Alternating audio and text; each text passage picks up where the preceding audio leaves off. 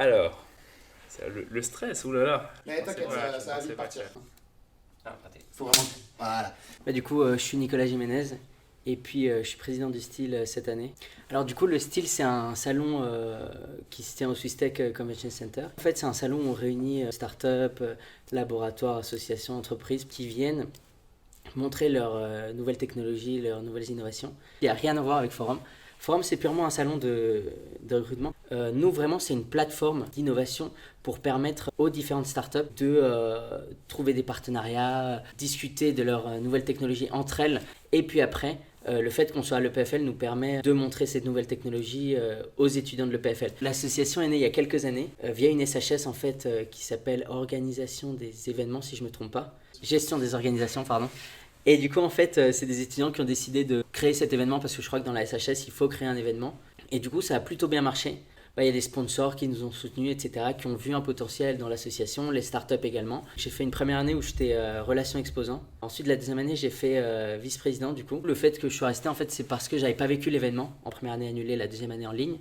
Et du coup, je me suis dit que je voulais quand même vivre l'événement après avoir autant investi pendant 2 ans. Ce qui m'a énormément plu, c'est que je trouvais qu'il y avait un potentiel de croissance dans l'association. Je me suis dit qu'en fait, c'est une association où on peut faire pas mal de choses. Il y a pas mal de choses encore à faire, même maintenant. L'avantage pour un étudiant qui rentre dans cette association, c'est qu'il ne sera pas juste amené à exécuter des tâches. Nous, ce qu'on aimerait bien, c'est que les gens, par exemple, prennent de l'initiative. L'avantage, c'est que ça nous permet d'apprendre pas mal. En fait, les startups, elles aiment bien pouvoir montrer ce qu'elles ont découvert aux ingénieurs de l'EPFL. Et ça reste Focus Startup, mais on essaye d'intégrer au maximum la communauté étudiante.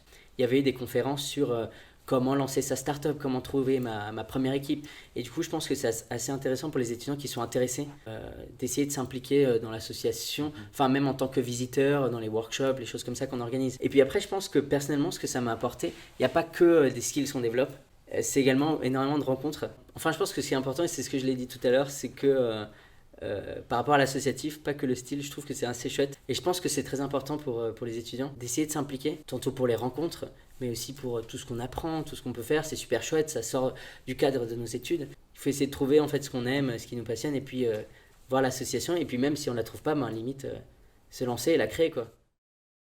Bonjour, je m'appelle Hugo et je suis membre du comité BSA à l'EPFL. L'idée de l'association, c'est de créer une communauté de gens qui sont intéressés par la blockchain, par les crypto-monnaies, les smart contracts, etc. C'est un club de passionnés, on essaye d'organiser des événements, d'apprendre aussi, donc de faire des workshops, de participer à des concours de code, de compétition de code, etc. On aimerait bien avoir plus de développeurs, on aimerait bien avoir plus de gens qui savent construire des choses là-dessus, parce que c'est ça qui est l'intérêt.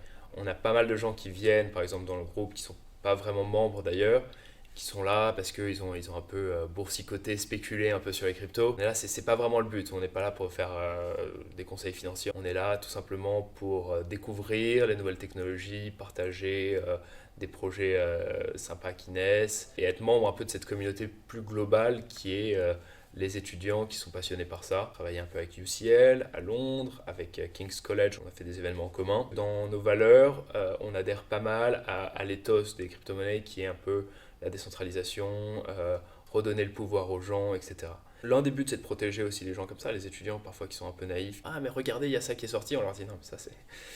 Déjà, on discute pas de ça, et en plus, ça a l'air vraiment d'être un énorme scam, donc fais attention, quoi. Il nous est arrivé des cas voilà, des bons potes qui se sont fait hacker, qui ont envoyé des clés sur GitHub et hop, là il y a des scrappers, bim, hop, ton argent est parti dans la minute. Dans le comité, au jour d'aujourd'hui, je crois que nous sommes 8. Il me semble qu'elle a été créée en 2017-2018, alors fin 2017, début 2018. C'est vrai que c'était en pleine ébullition à ce moment-là, c'était la folie. Et puis l'écosystème a beaucoup changé, quoi. À mon souvenir, on a assez peu de gens qui sont partis de zéro et qui nous ont rejoints et qui sont ensuite vraiment devenus partie intégrante. Mais on va dire que le noyau dur, c'est vraiment des passionnés de base. Si tu veux aller travailler dans le milieu de la blockchain, ça va être évidemment absolument relevant et tout ce que tu veux. Donc là, c'est ça qu'il te faut.